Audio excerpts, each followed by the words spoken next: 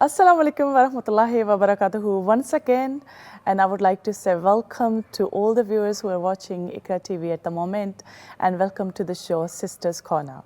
We have a lovely guest today, Davinia, who is working with foster carers and foster children, and a lot of information she is sharing with us, and hopefully you are enjoying the show. And let's go to Davinia with a lot of more questions. Is that okay, Davinia? That's fine. That's good. So we were discussing about fostering, and another question is, do we need some sort of experience to become a foster parent or to foster a child? Experience is always great, but it's not necessary or essential. Every foster carer, regardless of their experience and skill, have to complete what's called skills to foster training, and that's done over 3 days. And that's sessions that are designed to give anybody the tools that they would need in order to foster a child. And you know, you learn with each and every child or young person that you look after, and incorporated with the ongoing training that you're given, that's how you build your experience, really. Yeah. Some people, some agencies, they ask questions to the foster parents that is it important or compulsory for foster parents to drive? It's definitely helpful in certain situations, but it's not compulsory. And I definitely work with foster carers that do not drive. They may hold licenses, but not drive for whatever reason. And sometimes public transport with travelling across London it's easier than driving. Exactly. So no, it's not something that's essential. Especially we are struggling with a huge traffic. Yes, yes. Okay, when we come to the fostering and you are satisfied with everything to foster a child to the foster carer, so what are the stages after that? So after you've been visited by one of our team and you've decided that you want to go ahead to become a foster carer, we will then encourage you to complete your application form. And on the application form, that's where you tell us a little bit about yourself. And, you know, we will then do what we call statutory checks on... So this is the first step. Yes. So you go and you visit the house. Yes. If you're satisfied with everything, you send the inquiry to the head office or to, the local authority. Yeah. So it's a member of management within our fostering agency that will sign off. If somebody's completed an initial visit and they feel that the home is deemed fit for a child or foster a young person to be placed there, then we will then move on to what's called the application stage. The assessment is called a Form F assessment, which is a document that's completed by a qualified social worker. And that document is a huge document that kind of gives us all the information about the prospective foster carer that we would need, and that's from they were born right up until present day.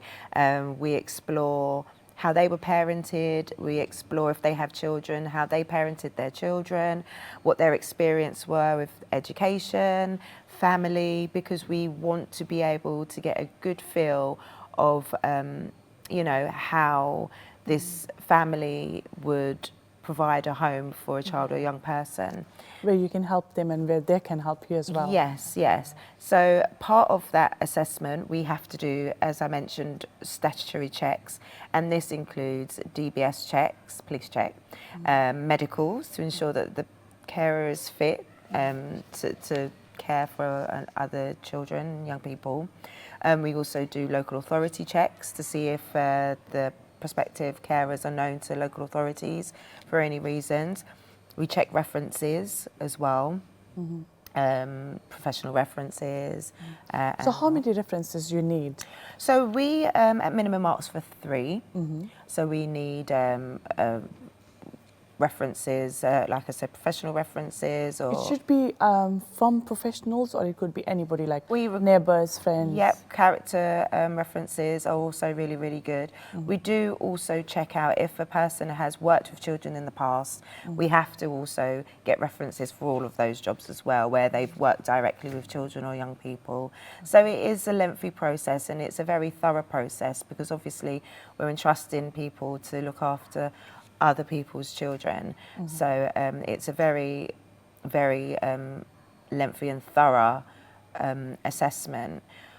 So if, for example, I have been teaching, so do you get the reference from the workplace as well, like from that school or college or uni where I have been working, or somebody else, you know? Yes. So because we have worked with the children, so Yes. it would be better for you, Yes. helpful.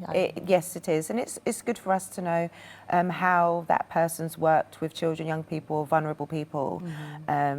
You know, it's very, very important to get reference checks. Yeah.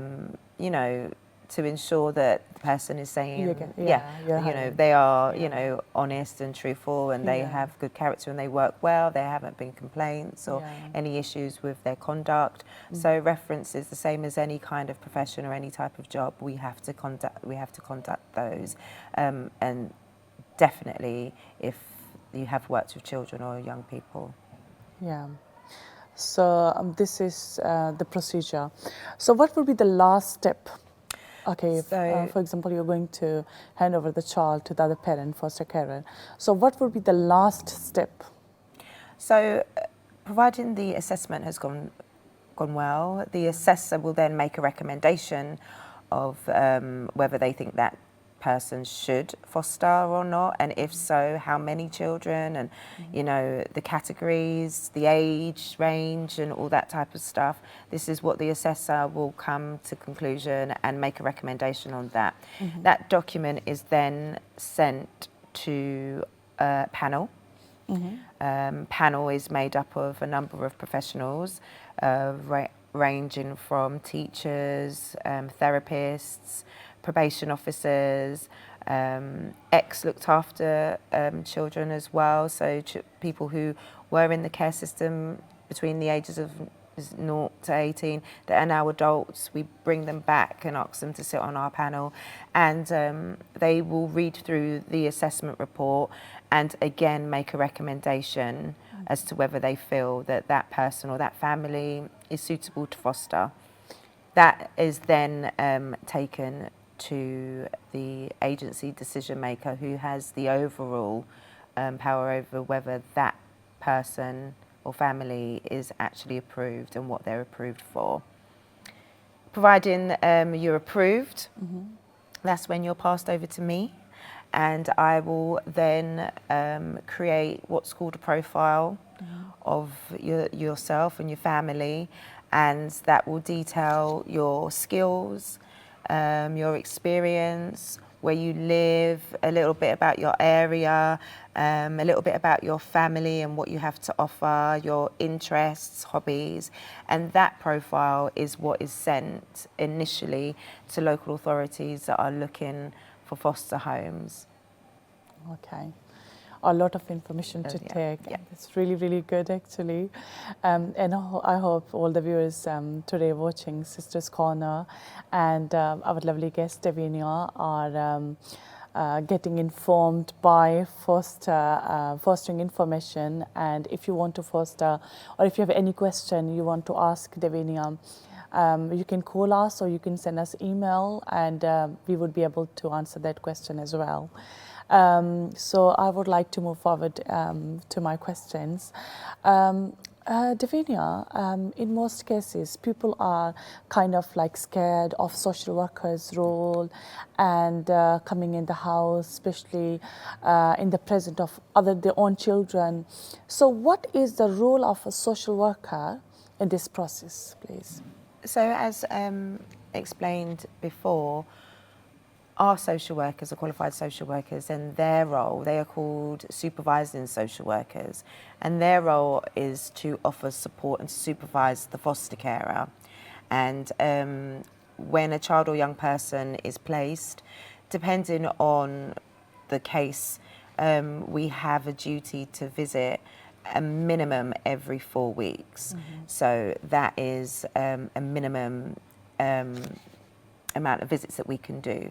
The child's social worker also, that will be a local authority social worker, will also conduct visits. And the frequency of the visits will depend on the child's needs, if there are any concerns, how well the child's settled in. But a social worker does have the right to do unannounced visits and to present themselves at the foster carer's home if they feel that there is a need.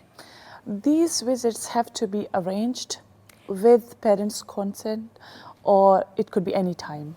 It could be any time. We have to conduct what's called an unannounced visit at least once a year, and it's not to catch anybody out, but it is just so we get a feel of how the household is working. You know, without the planning of a visit, we are able to see how, you know, things operate in the household.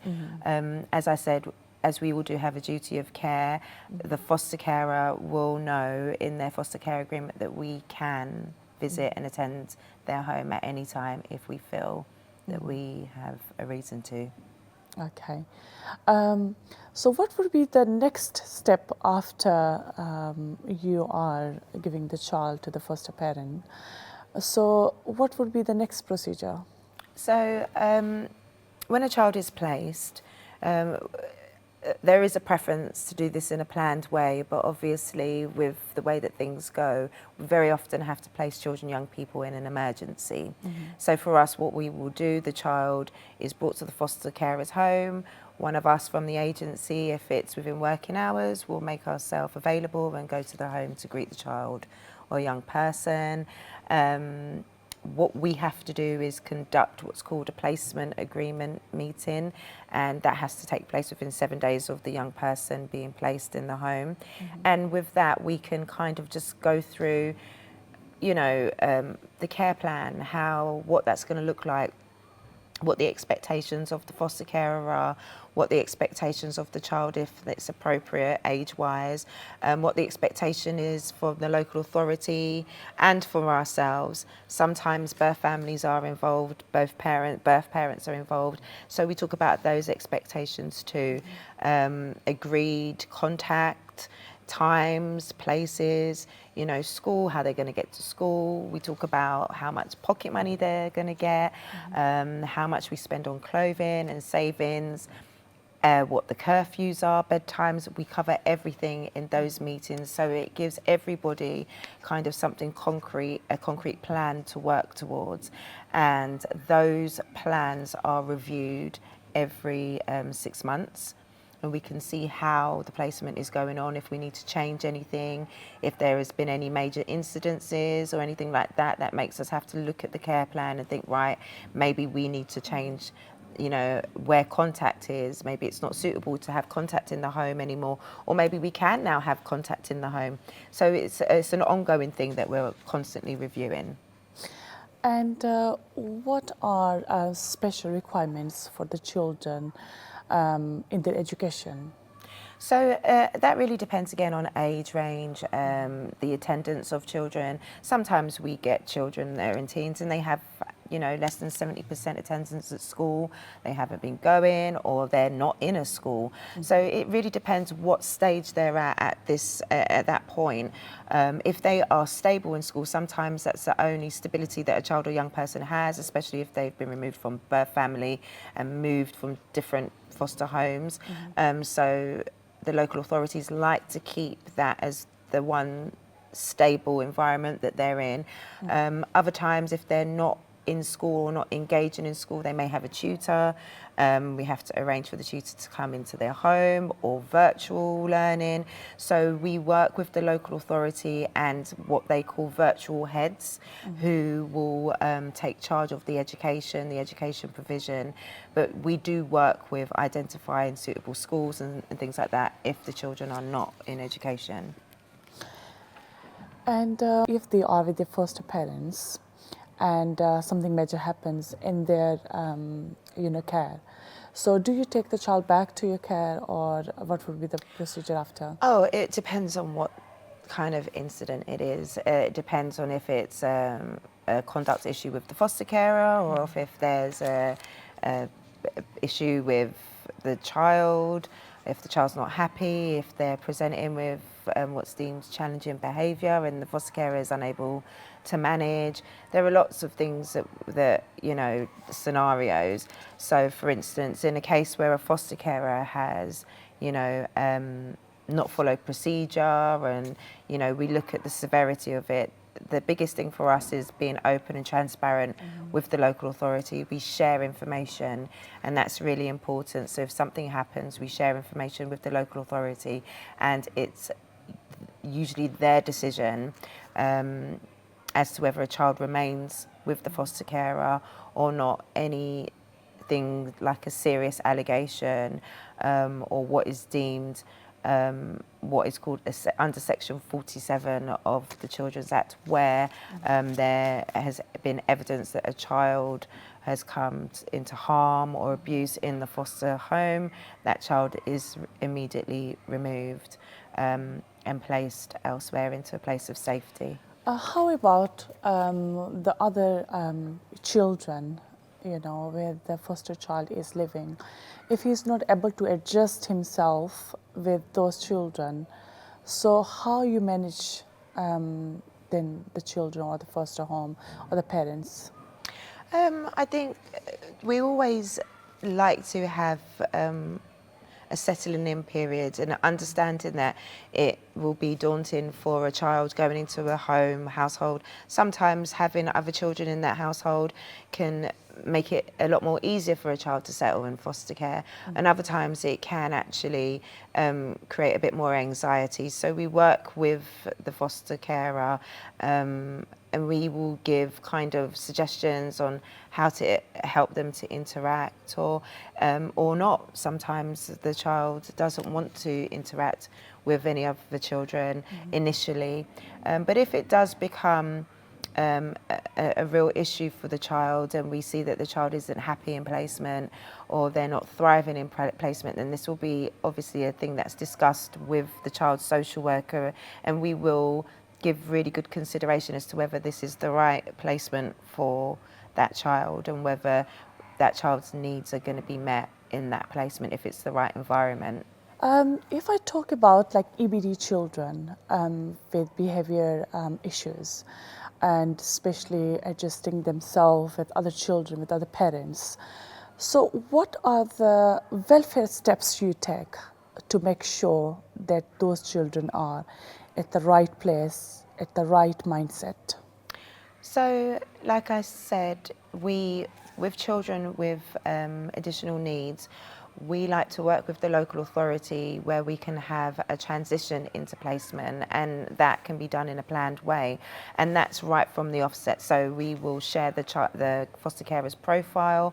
We make family portfolios that are child friendly and child focused, that can be shared with the child so that they can see what their foster carer looks like, and then they can see what their room looks like and what the other people in the household will also look like. And we do if we're doing it in a planned way, we will do introductions. So, you know, it might be via a telephone call or video call, or, you know, online, where they can actually have a conversation and meet their foster carers.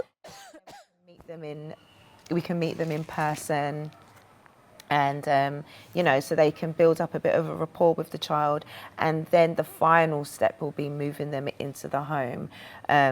You know, we use lots of different methods, going out for activities initially. Do you have any special training for the foster parents as well, for the children with mental health issues or not able to cope with upcoming new situations, and where they need more support for their mental health and well-being, or for the welfare of the children living in the household as well? Yes. So we deliver approximately 6 training sessions a year for foster families via the agency. We do online training, face-to-face training, and sometimes the local authority where the child has been placed, offer additional training that they feel would be helpful for the foster carer. We have mandatory training that we will have to revisit, safeguarding training and things like that, challenge, working with challenging behaviour. These types of training are ongoing, so we do refreshers. But yes, we offer intense training, therapeutic training to foster carers. At present, all of our carers are therapeutically trained, so they're able to use different approaches when working with children who have additional needs. Just to be clear for all the viewers, because therapeutical trainings are really, really important, but most of them are not like very clear on it. But I think we should discuss it later on in another program. Yes. Because almost the time is going to be finished. And I would like to say a huge thank you for coming into the program and giving us a chance to discuss in detail about fostering. And I would like to say a huge thank you to all the viewers watching Sisters Corner. And we will come back with another very interesting topic. Till that, keep watching Iqra TV. Allah Hafiz.